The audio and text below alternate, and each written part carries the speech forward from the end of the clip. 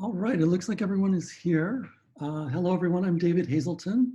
Welcome to Integrate Online, presented by West Virginia University Reed College of Media, which offers renowned online master's degree programs in marketing communications. Thank you for joining us today. We'll be discussing how to navigate a COVID-19 impacted job environment with our guest, Michelle Lanza, partner Global Acquisition and Retention Strategies at Ketchum, and Ed Frankel, Senior Vice President, Director of Talent Acquisition at Omnicom Health Group. Please keep your mics muted and feel free to send questions in the chat feature. We'll try to get to as many of those as we can as well. Michelle, I want to start with you. If you can tell us a little bit about Ketchum, and I think everyone has heard of Ketchum, but tell us a little bit about that and what your role is there, please. Yeah, so I run global talent acquisition and retention strategies, as you mentioned, which essentially means that I manage the team that hires people across the globe. Um, and I am also the founder of WorkWider, which is a full career employment system for underrepresented talent. So I wear two hats. Excellent. And Ed, can you tell us about yourself and what you do with Omnicom? Sure. I have a similar role to Michelle. I lead the global talent acquisition team for Omnicom Health Group, which is part of the same advertising or communications network as Michelle's. Michelle's on the PR group side, and I work on the health communication side of things. Based in New York City, and we're hiring. That's good news for everyone to hear, I'm sure. Great. Well, Ed, since you're hiring, let's start with you and just tell me, in this job environment that we're all faced with right now, if there were 3 things you could do today to increase the odds of finding a job, what would you list? So thanks, David. I think the old rules apply. Unfortunately, for the last 10 years, the market has been pretty great until very recently. And I think you didn't have to try as hard maybe to get a gig, or especially the second job that you were looking for in the marketplace. I think right now it just takes more diligence. So if there's anything that I was to do today, the first thing I would do is get organized. Like, what story am I trying to tell? Whether I'm about to graduate, I've graduated, or I'm still in school or about to go to school, and I'm thinking about internships. So getting organized by, is my resume telling the story that I want to be telling? It's a good place to start. Do I have the bones of a cover letter that is telling my story in a succinct way that a recruiter or a hiring manager would believe it? And where am I trying to get a job? Like, who am I targeting? I think one of the mistakes that we make when we're looking for a job, especially if we're feeling desperate, is we do a lot of like spray and pray. Like, I'm just going to apply to everything. And when you do that, you make mistakes. So being focused is really important. Fortunately, for people that want to work in, let's say, communications, or in the industries that Michelle and I work in, there are lots of really great companies, but they all do slightly different things. So being focused is really important. If I had to start today, those would probably be the things that I would do. I would just add on, it's interesting because I think the resume is so key, but I think now I think there's a debate on whether your LinkedIn profile is your new resume.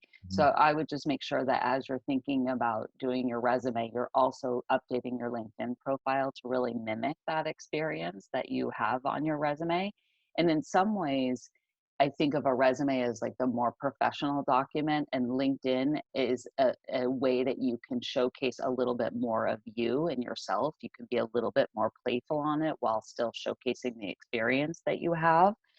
And you should also make sure to turn on your LinkedIn profile to tell people that you're open to looking for jobs, because recruiters use that feature. And it's impressive on LinkedIn how many people out there really want to help other people find jobs. I think in what we're going through, I think it's feeling good for people to help and give back. So I see tons of recruiters on there saying, if you're looking for a job, reach out to me. I'm happy to talk to you. And I would take advantage of that. I'm going to jump in on that, Michelle. I'm totally with you. I was chatting with a candidate yesterday who got my attention because he has a great resume. And then I looked at his LinkedIn profile, and his LinkedIn profile confused me. It just wasn't laid out well, and it wasn't telling a good story. Still did the call. Before we hung up, I said, do me a favor and revisit your LinkedIn profile. It confused me, and not in a good way. It was like, I don't understand. Is he still in school or is he not in school? And there was some inconsistency. He just didn't spend any time making his LinkedIn profile what it should be. And then you jumped in on something else there, Michelle, that I want to echo, is that I'm guessing most of the people on this are West Virginia students. As mountaineers, you have a really deep network, and there are people posting up like, "Hey, I'm ready to help. Can I help you?" Most of the time, people don't take advantage of those opportunities of just getting out and reaching out to people, especially your alumni, Mountaineer alumni, to say, "I'm about to graduate," or "I'm looking for an internship. Can I just pick your brain about what the market has to offer?" Um, I always put out there, like, you can reach out to me, and I'll do my best to make time for you. So few people do, because they're nervous. They're like, does he really mean it? Are you sure that I can reach out and ask for time? You have nothing to lose. Like, the worst thing that'll happen is somebody will just not write you back. But you have everything to gain, especially making a new contact in an industry that you want to work in. It's great. You guys mentioned both the resume and the LinkedIn profile in that. I think the third leg of that stool is always the cover letter, and I've been getting a lot of questions from people I know about cover letters. Can you tell me a little bit about the role of the cover letter? How important is that? How much time do recruiters spend looking at a cover letter? Where are I you on think, that, Michelle? yeah, I think you could ask, 20 recruiters and get 20 different answers. If I'm being honest with this group, could we stop recording for a second? Kidding. I don't read them. We don't actually ask for them. I I think that though, if you are reaching out to someone by email, that is almost the new cover letter, and that's the moment that you need to figure out a way to tell your story. So I don't think the art of a cover letter is lost, but I think it's different than it used to be. I think a lot of companies don't require you to submit a cover letter when you apply. But if you're reaching out via email, as I just said, then I think that telling your story through some sort of cover letter is still important. I'm with you almost all the way. Like, if I'm recruiting for a role, I'm usually going through my ATS, people that have applied, and I'm looking at the resume and looking for people that stand out. The cover letter I'll reference as almost like, I need more information. I'm Maybe they don't tick every box that I'm looking for. So why are they interested in this job? So I might flip over to the cover letter and see like, oh, they want to go from being, I work in recruiting, so they'll maybe want to shift from being an HR business partner, focus on recruiting, and the cover letter will help me understand Yeah. that, why that is. Or if I'm recruiting for a strategy role, this person doesn't have strategy experience, but I love their experience. Why are they interested in strategy? But it's like a 2 out of 10 times I look at the cover letter. But it's You know, nice. I like having it there so that if I want it, it's there. But it doesn't have to, it's like I might not always look at it. Ed just mentioned something, which is, an applicant tracking system, or ATS. And there used to be something when everybody read the real newspaper that they would say it was above the fold. And I think that the resume is a little bit like that too. So you have like, I mean, there's actually some statistic, which I'm not going to quote accurately right now, but like 30 seconds is how much time actually a recruiter spends to that you have the ability to catch their eye. So when you're thinking about your resume, the good part of the story, the teaser, should be up front so that you're really catching people's eyes too. Yeah, that's a good call out. 30 seconds is a lot. Yeah. Because the truth is, when we post entry level roles, you know this, Michelle, when we post an entry level role, you can get hundreds of people that apply. And so in good faith, we want to look at everybody that's applying. So you got to get the point across right up front, above the fold. I think that's a really good call out. That's great. Michelle, I've got a question for you. If someone can't find a job, what are things that they can do to build their skills while they're looking? Yeah, I've been thinking about this a lot because I think it's obviously a super challenging time. There are jobs out there that, like, rest assured there are some. It's a tight market. It might take longer, as Ed said. You might not get the perfect job. So I think that there's a few things. I think one, I wouldn't get like stuck in I need the perfect first job. I would be open to even looking at other industries that you didn't think that you might be interested in. I would look at positions like admin jobs as a way to sort of get into a company in any way possible and not be, again, totally focused on this is the exact job I want. And if you can't find, an opportunity, I would look at, for the real job that you want, for the ideal position, what are the things that you're missing in your background right now that would make you a more viable candidate in 3 to 6 months? Whether it's a coding class, whether it's, you don't have a great portfolio and you don't have a lot of work to show. Could you start a blog? Could you start a podcast? Could you, really think of a way to sort of journal your experience through this so that you can showcase your writing. So I would look at sort of where the holes are in your resume and then find moments or opportunities where you can build the skills. I think there are a lot of local companies out there that would love to have, a communications professional helping them with their PR strategy. So I think that there's a way to sort of build your skills, even if you're not getting paid for it, which I know is like hard to swallow. Yeah. Ed, do you agree with that? Building skills is important while you're looking? It's better than sitting on the couch and just like binge watching. You know, I think if you can create a schedule for yourself, you can create a job for yourself. So the and at least in our industry, it is incredibly entrepreneurial. How we get business, how we pursue new clients, how we sell to our clients, how we identify new opportunities to create revenue for our companies. There's no reason that, frankly, everybody on this call couldn't be more entrepreneurial. And wherever you live, going to the local pizzeria or whatever you've got in your neighborhood to help them tell their story better. We're open and we're doing curbside pickup. Like, how do we help their community know that that is happening? You could absolutely do that. And also working on your own brand is something that you could be doing as well. But like, let's take advantage of this opportunity to create those moments. Or maybe you were in the ad club or there was some organization and you graduated. There's no reason you can't go back and find your 3 best friends that you did that with and say, let's do something together. Let's make our own podcast where we, interview or do 15 minutes with a West Virginia alum and we learn about their industry. Let's sitting by right now and just, watching Treme over again. By the way, it's on HBO. It's really good. It's like you should do that, but you should also be more productive with some of that time you've got.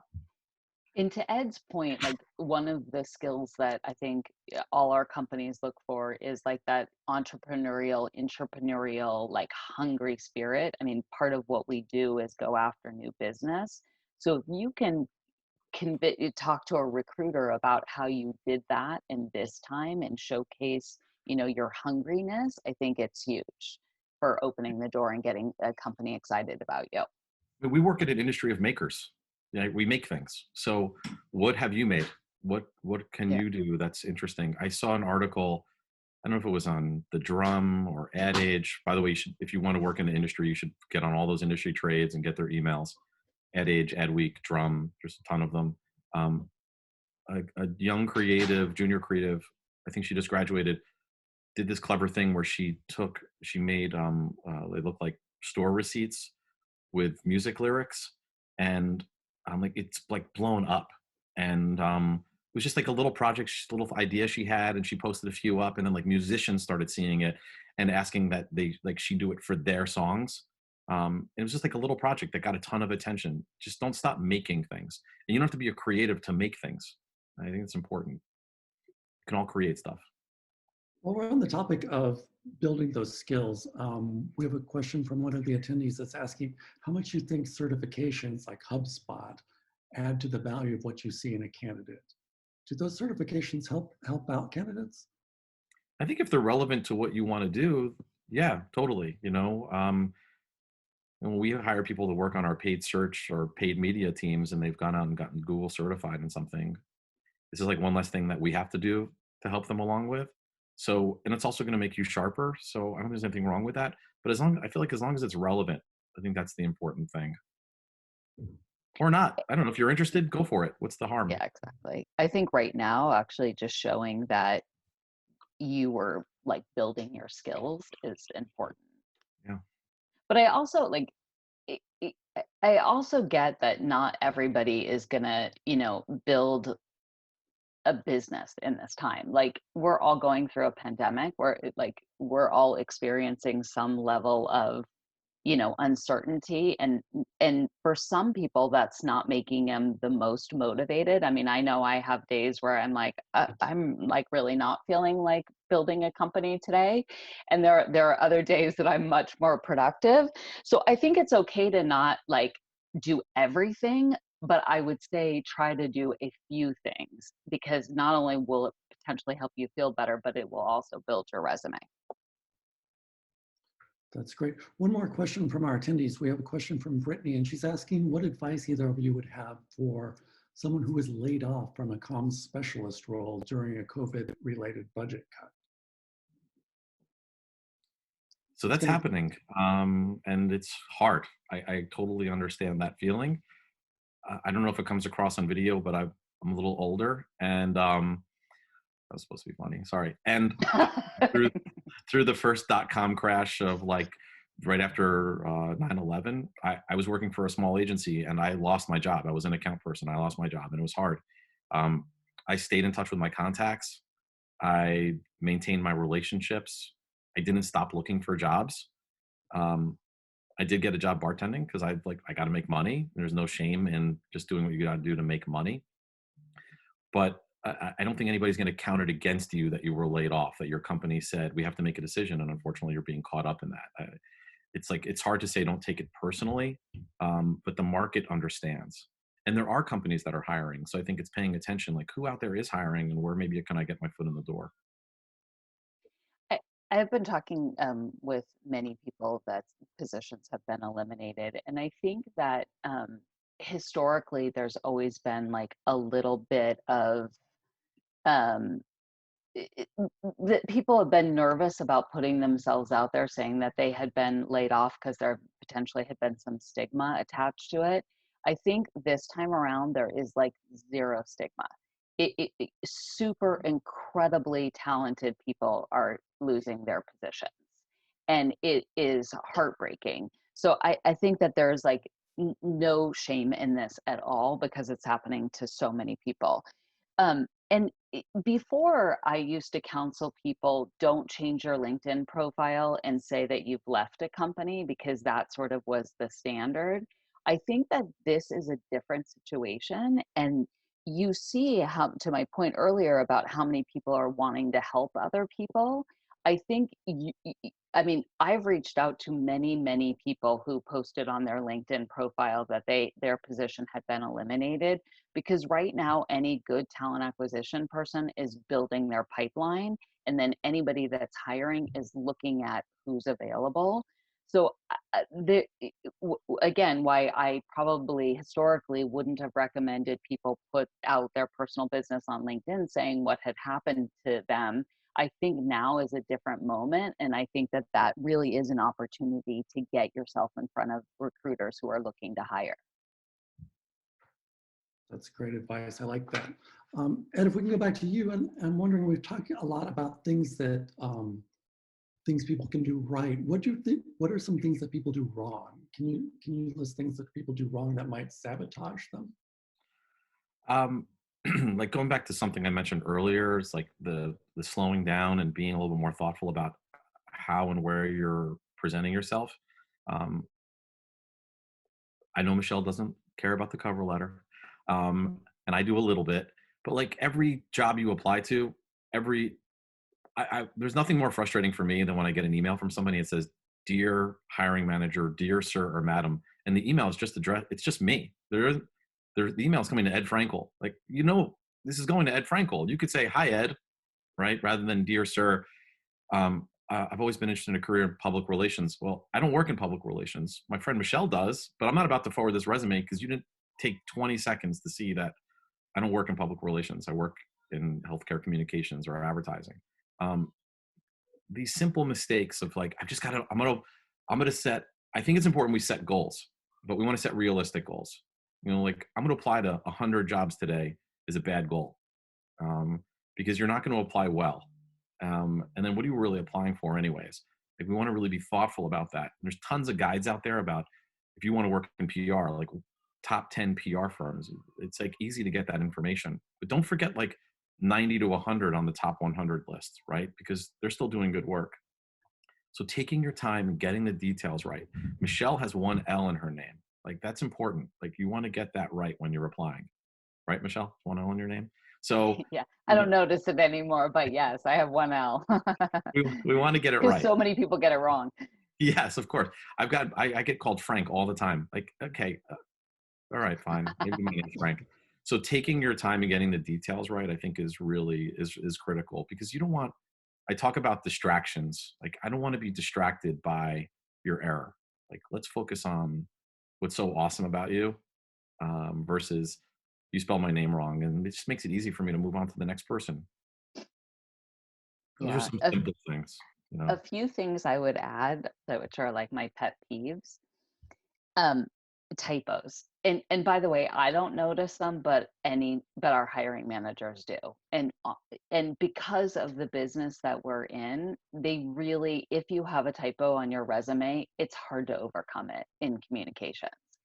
So have a million people look at your resume. You cannot find your own typos. I promise you that. Have 10 other people look at it to make sure that it's actually really good.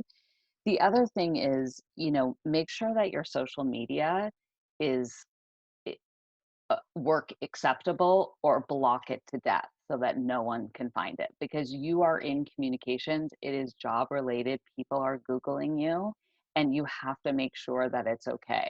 I saw my niece was looking for a job and she had an inappropriate or what I thought was an inappropriate picture of herself. And I told her and she blocked me, of course. So I never saw another picture of her again. But it's like those little moments really do, those pictures matter. I was even coaching, a woman in her 30s who's like a VP, and I looked at her LinkedIn picture, and it looked like she had a bathing suit on and was at the beach. So, which is fine to have pictures like that of yourself, but it's not appropriate for LinkedIn. So make sure what the content that you have out there is appropriate for the channel, and if it doesn't feel like it can, you'd want your boss to see it, then lock it down.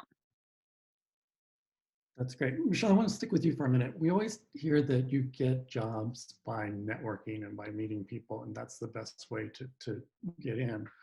What are some networking tips and best practices, especially in a time when we're social distancing and not going to events? Yeah, I mean, again, sort of back to what I've said a few times now, I think people really want to help right now. So I think if I were looking for a job, I would choose the top 10 companies that were like my dream companies. And I would look to see what connections I have on LinkedIn with them.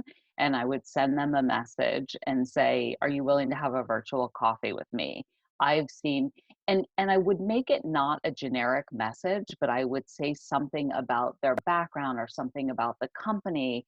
I would make it known that you've done some research and that you truly are interested in that organization and why you've contacted them. And I again would ask to do a virtual coffee, a virtual cocktail, like whatever you feel comfortable with. Um, and if they don't follow up, I would be a little persistent. I think you always have to like be on the edge of not being annoying, but being persistent. So I think, following up a couple of times is completely acceptable. Um, I would also, again, for any job that you're applying for, look at who you know in LinkedIn or what connections that you have and ask that person for a recommendation. Because I think that if your resume can come through in a few different places, your chances of getting the door open for you are higher, which I know can feel frustrating, especially for people that are entering this industry that don't have connections. So I don't love that that's what happens, but I think it's the truth of what happens. So I guess those would be my tips, and I'm sure you have other things to add to that. I think the persistence thing is okay, but like it's the balancing act of how many times do you follow up with somebody. A tactic that I see occasionally when people have the courage to do it is they'll reach right out to like the leader of the company, the president or the CEO. I see kids do this, Yeah. and like it's it's a balancing act. Like, okay, I don't have any connections at this company. There are no Mountaineers that work there. Nobody from my hometown works there, but I really want to work there. I might go to a recruiter, find one of the recruiters on LinkedIn and drop that person a line about why you're interested in the opportunity. Again, we don't approach with, I'm ready to do anything at your company. We want to be directed. Like, I'm interested in being an account executive at your company, and here's why. And if you don't hear back, please, I know everybody, if you want to email my CEO, you're welcome to. You email me, I'll write you back. But sometimes going to the top doesn't hurt. There's a little bit of flattery involved. Like, wow, this really bright student from West Virginia University wants to work here. They're going to forward the resume to somebody. So that's a I totally agree with that, but just one add to it. If you do that, don't say, I'm reaching out to you because Michelle Lanza didn't follow up with me, because Yes. when Michelle Don't throw Lanza anybody gets under the that bus. email, she's going to be pissed. Yes. Thank you. Like, even if I didn't follow up with you, I'm so sorry, but don't say that to my CEO, because I'm not going to like you if you do that. Yeah, exactly. It's not a good way to start your career. Clearly, you can see I get a few of those. It happens. And let me go to you for a minute. And you talked about persistence and some of those qualities. Is there a common theme that you see for talent that gets the offer? That's a good question. I think people that arrive prepared, they just do better. One of the most common bits of feedback I hear about why candidates are passed on is they didn't seem really familiar with who we are or what we stand for. I brought up our core values, and it was like the first time they ever heard of it. Edwin, so what happens, the process at our company is you talk with a recruiter, and then if the recruiter believes like this person could be the one, they'll present your information to the hiring team and say, hey, hiring team, I just spoke with Alex Jarvis. Sorry, I'm just picking up people that I see on this WebEx. And I think Alex would be a great fit for these reasons. And then when Alex shows up for the call, Alex really has to know the business. Like, I'm interested in working at Ketchum because of these reasons. But if the person rolls in totally ill-prepared, the hiring team might go back to the recruiter and say, they didn't seem to understand who we are, what we even do here. The people that seem to do the best are the ones that are prepared. They roll in on time. They've got a couple of questions ready to go. They might even take notes during the interview. Like, they're prepared. They have appropriate follow-up, meaning email the person on the same day and just say thanks for taking the time. I have met hiring managers that will just pass on a candidate if they don't get a thank you. We work in a business of account services. We work in professional services. So we want to provide exceptional service to our clients, and we want to see that from you, whether you're a copywriter, art director, account person, or somebody maybe who's never going to talk to a client. We want to know that you have those skills. So those seem to be the reasons why people get through the process. I couldn't agree more. The other thing is, like, we've talked a little bit about cover letters. I feel like the more important thing now than cover letters is the thank you, the follow-up note. And I think follow-up notes are also an opportunity to, like, fix anything you blew during the interview. So if you didn't say something that you wished you had, if you said something that you wished you hadn't, it's a moment to, like, clarify what you did or didn't do in a thank you note in a written way. And those notes make a big difference. And again, if they have typos, it's really hard to recover from, because it's almost like the writing sample that you're submitting to the company of how well you can write, especially if no one's read your cover letter ahead of time. And I think that, back to sort of that hungriness, I think that companies want to know that you want to work for them, and that you've done research, and that you're actually aligned, like what you bring from a soft skill perspective is aligned with the company values. So I think being able to articulate that and kind of show it in the interview process is important. One of the things that I see people do also from time to time that sort of screws things up is, like, they don't express how much they want to work at that company. Even if you're not sure you want to work at the company, you guys are my number one pick. I'm really excited about working at Omnicom Health Group for these reasons. Even if you're like, over here, I think I'm about to get an offer from some other company. People want to feel wanted. People want to feel like, wow, this person really wants to work here. We don't want to be disingenuous. So if you're also feeling like I don't want to do that job at all, like let the recruiter know, I'm not sure that that's the right fit for me. I'd rather hold off and wait till that perfect project management job comes in, or I really want to work in strategy. I think I'll wait. Um, but to add to that, your first job is just your first job. It's not going to be the thing that like defines your whole life. It's going to be the thing that defines your life from a work perspective for the next 12, 24, 36 months. But it's just going to put you off on a path. I don't know Michelle's whole like work history and life history. But, like I started my career in like TV and film production, and I worked at a small agency, and then I somehow fell into recruiting, and I'm back in the agency world, but just from a different angle. The first job didn't define where I am today. It just took those experiences and built on it for the next one. So in a brutal job market, it might just be like, I want to get my foot in the door however I can. And that just might be what you have to do to get your foot in the door with that company. Because if they see you're smart and you're a go-getter and you follow through on the promises you make, you'll get more opportunities, just the way it works. Good stuff. I know both of you have mentioned now the thank you note and how important that is.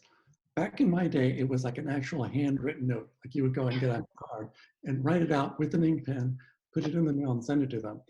I'm assuming that these days, by the time that gets through the mail and gets to them, the position's been filled. So what is the proper way to thank someone? And do you still use a handwritten thank you note at all? The handwritten thank you note takes too long to get.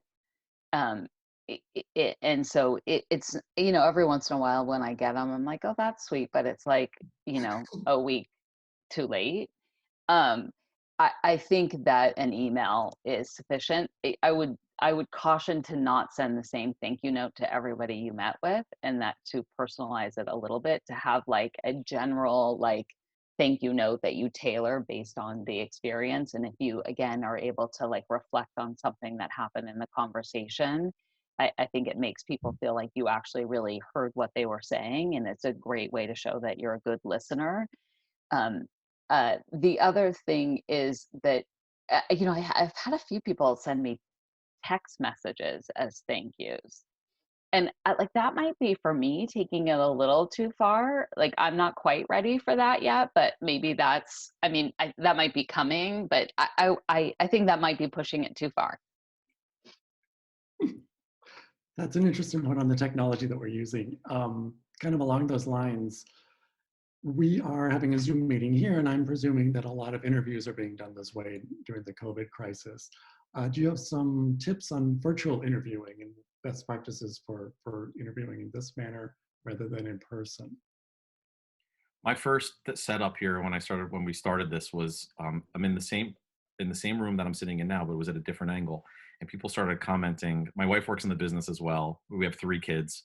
Um, and so we're sort of managing that. And people were starting to say things like, wow, your wife does a lot of laundry. And I'm like, how do people know that my wife does a lot of laundry? It's because she kept walking behind me, like occasionally with a laundry basket. And I'm like, okay, so she is compulsive with the laundry. I get it. So then I was like, I've got to change the location of my seat. So I just moved it 6 feet back. Nobody can walk behind me anymore. There's like a brick wall. There's a thing over there, which is like a playhouse for my kids. And my dog is at my feet. But now nobody's walking behind me. I'm in more control of what people are seeing. Um, so when you're doing a video interview, think about that. Like, think about, where am I sitting right now? Is my mom going to come in and like say something to me right now? Does my dog bark every time the doorbell rings? What are people going to see? Like, how do I look? I haven't worn a button down. This was sort of like I haven't worn a button down shirt in like 8 weeks. And then I was like, got ridiculous and put on a jacket only for you all. I'm wearing sweatpants and don't have socks on. So think about it, what people are seeing, because you don't want them to be distracted by somebody walking by with a laundry basket. We get it though. I mean, my family, they have become my work colleagues. Occasionally my 4-year-old comes into the shot and, okay, I'm not trying to shoo him away. What do you need, Bennett? And then he goes off and gets back to his thing. So, I mean, that happens as well. I think it's becoming more acceptable, but get comfortable on video because it's getting used a lot. It's getting used a lot. The only follow-up I would add is make sure your technology works. Like we all get that cell phones can suck sometimes and not have very good reception, but after like the second or third time that it drops with a candidate, I'm slightly annoyed, because I feel like they didn't take like think about what was going to happen, and translate that to, would you do that to a client? So I think that when you're interviewing, we're always saying, well, what is your etiquette and how are you going to be with our clients? And again, like if it drops one time, no problem at all. But if it's continuous and you don't uh, fix the situation, it can be frustrating. So make sure your technology works. Very good. I'm going to take a minute and go through a couple of the questions we have from our chat group. One of them is, Ed, you mentioned very specifically that the cover letter should not say to whom it may concern or something that general. What if you don't know who it's going to? What is the proper way to address that? I think the company name at the top maybe, and then just go right into it, like to whom it may concern or dear sir or madam. Feels old fashioned, and we still work in an industry that is less formal, I guess, in the communications. So I think just going into it is probably appropriate. Um, yeah, if you're emailing somebody directly, it's appropriate you can use their name, like, hello, Mr. Frankel, or hello, Ed, or hi, Ed. I think that's fair. I don't think you're going to lose, at least with me, you're not going to lose points for addressing me by my name. You will by saying, dear sir, madam, dear sir or madam, to whom it may concern. It's just weird. And is it that difficult to actually find out that Ed Frankel works there and this might go to him? Can a little research solve that problem? Yeah, a little bit of research. Like I'm gonna go back to this applicant tracking system thing. So the applicant tracking system, if you go to my company website and you apply for a job, you land in that big bucket of resumes. Before you do that, I would take a moment to find a recruiter at that company or somebody and email them directly. Especially if it's an employee. Employees are incentivized by their companies to make employee referrals that are hired. We reward our employees with money. If they refer somebody and I hire them, I give them money. So I might try that tactic first. And after reaching out to a recruiter or an employee, if things aren't working out, a couple of days goes by and nobody's writing you back, then go for it and apply through their career system. But I would always say, always try to get somebody first before applying. The person wants to get paid if they're paying attention to the employer referral program. Very good.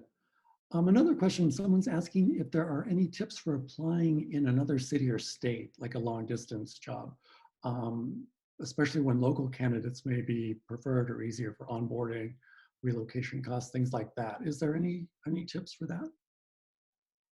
I would remove your address from your resume so that at least at first glance, they don't know that you're not a local candidate. And this is where you might also like say, I'm planning on relocating to this city, that my intention is to let them know, especially in this moment, relocation probably isn't the first thing that a company wants to pay for. So the ability to look at a more local candidate is probably going to happen first. So any way that you can sort of communicate that you are, um, going to kind of get yourself there. You can also on LinkedIn say what cities you're open to now and say what types of roles that you're open to so you can allow yourself to be looked at in different markets. That's helpful. Very good. Let me see, going through here. Recruiters pay attention. I think good recruiters pay attention, and I think if you make a connection, I really want to work at Ketchum. I see Michelle Lanz as their head of recruiting. I connect with her on LinkedIn with a little message like, thanks for, meeting with my colleagues, with our students today. And I hope that we can stay in touch for the future. When you reach out and you send that invitation to connect, you should include a little note, because then when you follow up 30 days later with Michelle and you say, hey, it's been 30 days. I followed some of your advice. I went and I did this thing, whatever that was, 30 most beautiful pictures, trees in Morgantown. Hey, check it out, Michelle. She could see in the message thread with you, like, oh, you attended the West Virginia Comm School webinar, and now you're following up. And then 60 days later, when you email her again, because you're a junior and you're not like in a hyper rush to get a job, now you're building a rapport with Michelle. And if Michelle's paying attention, she's gonna be like, wow, this person's really following through. You're now on her consideration list. Like, this is somebody who's smart, who's like staying in touch with me. She may never reply to any of these messages, but like, that's how you build rapport. It doesn't have to be like hit me between the eyes. Ed, I saw a posting. I want to get a job. Like, take the time to build a relationship with these recruiters, juniors, even people going into your senior year. It's never too early to start building rapport with companies you think you want to work at when you graduate. It's a great point. So easy to do. So easy to do. And while many people may have companies that they would like to work for, are there certain companies or certain industries, even in this COVID environment, that are hiring more than others? I mean, I think Ed's hiring. I think healthcare is a space that we've seen a lot of growth.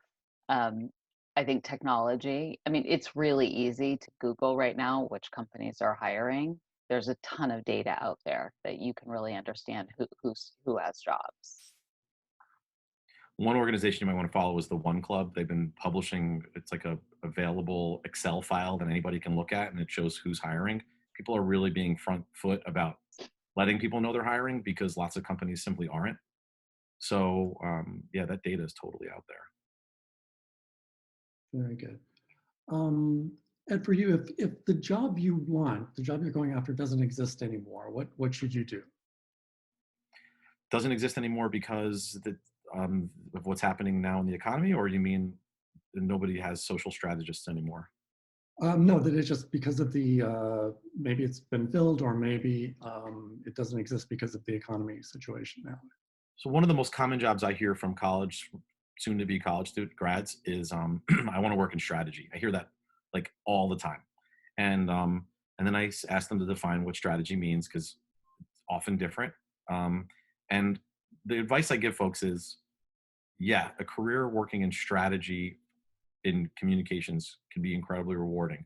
But getting those entry level jobs are seldom. They're far and few between. And now with COVID, forget it. I mean, like, just so much less hiring than before, especially in departments that are a little harder to bill back our clients against, like strategy.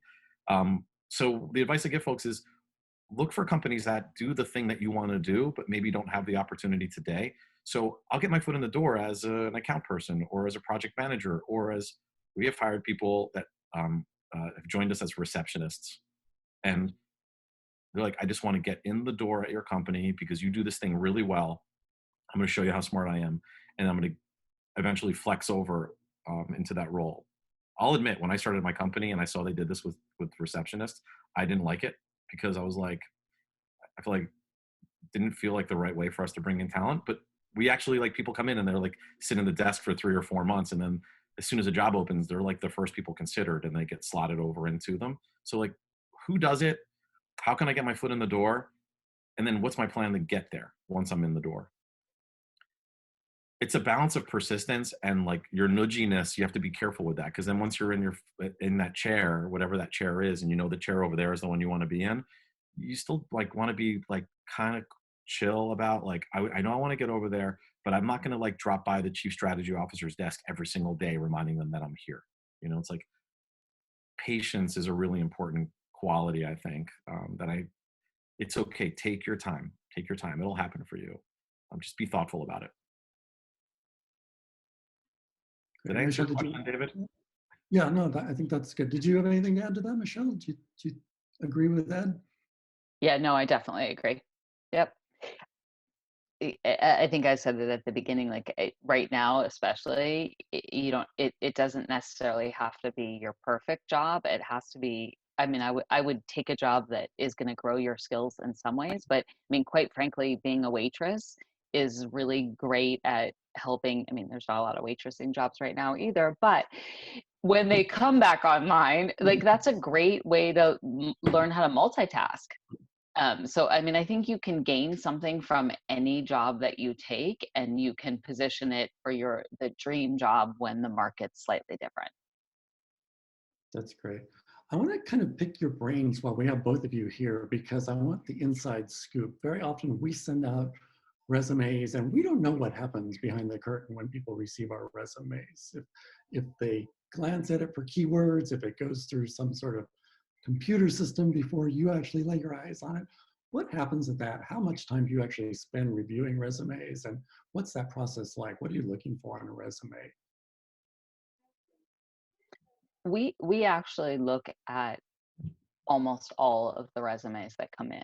we don't look at them if the position has closed or we've already identified a candidate, then we're not looking at the rest of the resumes that necessarily come in.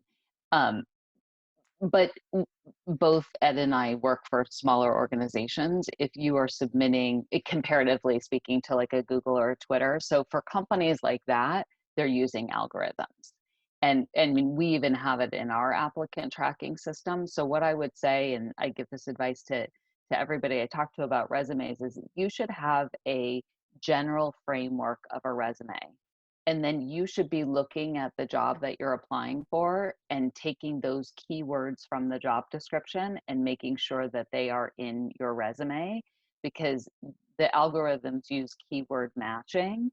So it gives you, in our system anyways, it gives you a percentage ranking of how close you match that job description.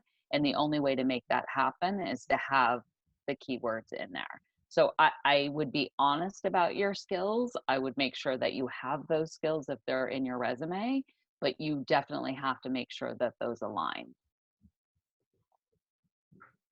That's helpful. Ed, any secrets at your end to share? We only, I was gonna make a smart aleck comment, but I'm not going to. We do. My answer is the same as Michelle. We look at the resumes. We do, and sometimes the timing isn't right. So one of the first things I said is like, what are the things you could do today? One of them is getting organized. I'd build a simple spreadsheet. Like, first column is the company, and then like some date and jobs I applied to. And if you applied for a job today at, I don't know, one of my companies is Patience and Purpose. I applied for a job at Patience and Purpose today. I didn't get anything back. It's been a few weeks. Maybe I found a recruiter online. I let them know I'm still interested. Nothing happens. 30 days out, like, go back and look. Are they hiring for anything else now that maybe I could reapply to? Can I set an alert on their website so I'm notified when they open up new jobs? Do they have some sort of CRM platform that I can register for so I'm getting emails from the company letting me know when they're hiring? So you don't want to just like set it and forget it. Like, I applied for one job, excuse me, because the recruiter, like, that's an old job posting, or maybe there's a new job posting. So, but at the same time, I wouldn't apply for 100 jobs, because you go in and look at a candidate and you like look and you're like, wait a second, they applied for account, copy, project management, UX, UI, human resources, and the mailroom. Like, what does this person even want to do? Like, that's an automatic pass for me. I'm moving on to the next person. But to go in and apply for a job and then go back 2 weeks later and apply for another one isn't too crazy. Right. Yeah, I mean, you see people apply for account coordinator and a, EVP. Yeah, So like, what are you doing? like apply for things that are actually you're qualified for. I mean, there's something like applying for a stretch job, but you can't stretch 10 levels. No, right. Well, Maybe and some kind of you. Maybe some of you are really. I mean, some of you I know are really special, but that's exceptional. kind of along those resume lines and what attracts your attention, Alicia is asking, do creatively laid out or designed resumes help you stand out any more than a standard resume template? I'm guessing that might depend on the position. If it's a creative position, if it's a design position, you're probably going to be looking for that. But is there something that catches your eye, or are there resumes that you just throw away because of their appearance? No, like, go ahead, Michelle. Sorry. No, go ahead. If you're a creative, we're going to look at your portfolio, right? I want to see, like, what have you created? And that link is probably somewhere on your resume or in your cover letter. And we actually ask for it as part of the process. Like, if you're a creative, where can we look at your work? Creative resumes are fine. And I know recruiters have lots of, like, every recruiter's got their own point of view on that. The problem with creative resumes is sometimes applicant tracking systems can't read them. So what happens is it comes through as a PDF and it's trying to scrub these keywords out of your resume, like Michelle was talking about a few minutes ago. And it can't do that because it's like you created some format that even takes a minute for the recruiter to figure out. And if we're only giving your resume 20 or 30 seconds, and 18 seconds in, I figured out, okay, now I know how to read this resume, that's probably not a good thing. So for me, I don't have a problem with creative resumes, except that they may distract me from really understanding who you are. Like, oh, they're creative. They took the class where they made the fancy resume. Part of me would rather just see, like, Times Roman, 11-point font. What's your story? Make it easy for me to read it. And then I'll go look at your work somewhere else. And if you're a creative, like, especially if you're an experienced creative, I might not even really look closely at your resume. I'm going right to your work. Like, what have they produced and how beautiful is it? So Ed and I are going to disagree for the first time on this call, uh, because I think that communications is about visual storytelling now, and that we are moving more to using visuals versus words to communicate what we're talking about for brands. And so I completely agree with Ed that you can't make it so creative that the applicant tracking system can't read it or the recruiter can't read it. But I also think you have to make it attractive enough that people want to look at it. So I think it's a fine line of not making it so crazy, but making it look aesthetically pleasing as if you have that sense, because that is the type of work that you will likely be doing for clients, is using visuals to tell the story. So I think it's a fine line, and I probably would do a little more than Times Roman in the order, but again, not crazy. That's great. And we're getting some more Ed, do questions. you still like me even though I disagreed with I'll you? always like you, Michelle. I don't disagree. I mean, like, let's see a little creativity, but you got to, it's like with everything else. It's like this, it's a balancing act. Getting a job, it's like dating. If you're too crazy, the company's gonna be like, this person's crazy. I don't want to, we're not interested in having that join our company, but it's a balancing act. It's a balancing Yeah. act. Great. Now that we start talking about resumes, some very specific questions are coming in. What is more important? Is it experience or education? Is there an order you should list those in? Or does that matter? Does that depend on your education and experience? I think it depends more on your experience than your education. So if you are just graduating, then education might play a like higher role in your resume. But even if you are just graduating and you have an internship at Ketchum or like some other great company, that might even trump education, because you're trying to say, I've graduated and this is the experience I have and I'm ready for this job. So I think that education should definitely be on there, but the placement depends on how good your internships are or your other experience. But at the same time, if you graduated #1 in your class from West Virginia University and you have a 3.98 GPA and you were the president of the whatever, like, those are things you should be proud of as well. And like, those might have to be more fully featured. If you graduated with a 2.8 and you haven't really been in any clubs and you haven't done anything, like, yeah, maybe that should go towards somewhere else in your resume. That's a good point. Great. I know we talked a little bit, I think, before the room opened up about the history of recessions, and Ed, and I'm probably older than you, Ed, so I also remember the dot-com crash and the 2008 housing crash and all the things. What do you think makes this different? I know we talked a little bit about the universal quality of it, that everyone is sort of being hit equally. I know there are no crystal balls, but what do you think will happen? Do you think that hiring will pick up again? There's so many people that just graduated this weekend and they're looking forward and saying, what kind of world did I graduate into? Well, congratulations to the 2020 grads. You still have a ton to be proud of, and you've earned those degrees. There's no question. Nobody can ever take that from you.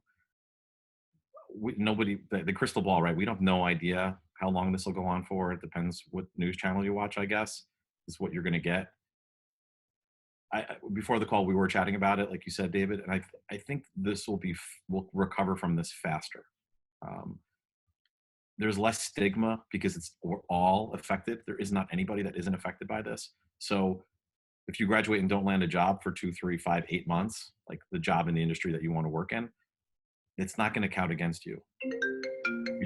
Before, I'll be honest with you, like before this whole thing started, if I got a resume from somebody that graduated in 2019 and it was February and they still didn't have a job and they couldn't explain anything on their resume about that, I would be wondering, like, what happened? Like, what happened with this person? Did they decide, or they just not have their act together? Are they not trying? This is totally different. This is totally different. So the best advice I have for folks is like, how are you going to fill this time? Like, really being thoughtful about it. You don't have to like go and reinvent anything, but when we get out of this, it would be nice to be able to look back and say, I learned how to play the guitar, or I've always wanted to learn how to speak another language, or I got to 10,000 Instagram followers by making some sort of interesting content. I think it'd be able to be a nice thing to be able to reflect and find some sort of positive for yourself, some sort of silver lining out of this. Yeah. Oh, still there? We're here. Michelle, do you have? Yeah. I thought No, I- he answered it so perfectly. I have nothing to add. Oh my God, Michelle, that's the nicest thing I've ever said.